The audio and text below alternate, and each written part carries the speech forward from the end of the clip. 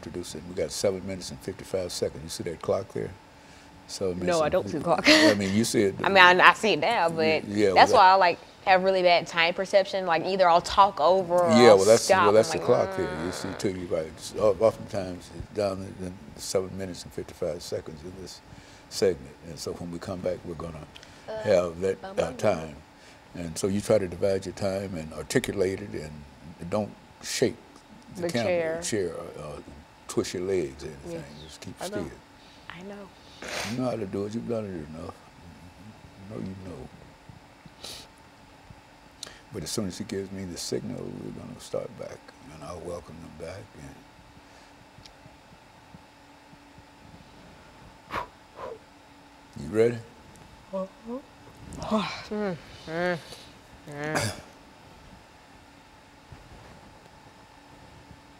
Get ready. Give me a signal.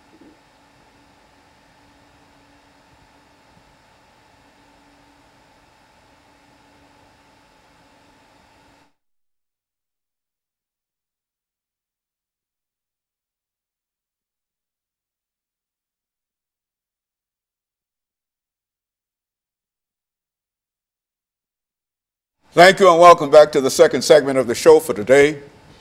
The topic is World Inhumanities and Genocide, and we're talking to Alana McLaughlin, who has already given us information in reference to her background, education, and some of her experiences. And so, Alana, let's pick up where we left off by having you to talk about some of the things that you consider to be world inhumanities. That is, throughout all of the world, how people have reacted in reference to their fellow man. And then we'll get into some of the more delicate issues in dealing with genocide, an attempt to try to eradicate a race. But first, let's deal with simple world inhumanities.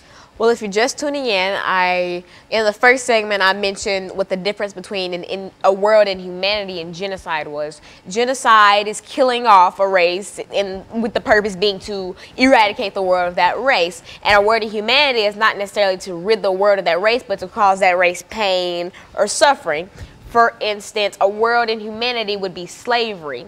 They didn't try to kill us all off, but they wanted to work us and punish us and etc. But they weren't just going around killing off African Americans. An example of genocide would be the Rwandan genocide, which I will talk about in the next segment, which was the Tutsis and the Hutus in Rwanda. Another example of a world inhumanity would be the shooting at the gay club in Orlando earlier this week.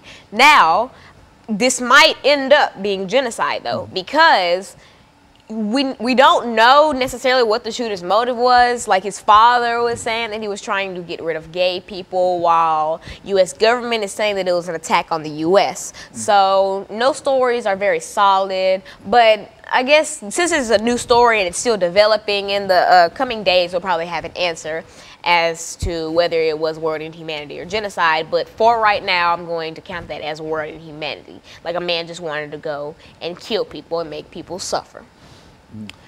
A big world inhumanity that a lot of people in the U.S. are familiar with, and especially Tennesseans, is the Trail of Tears.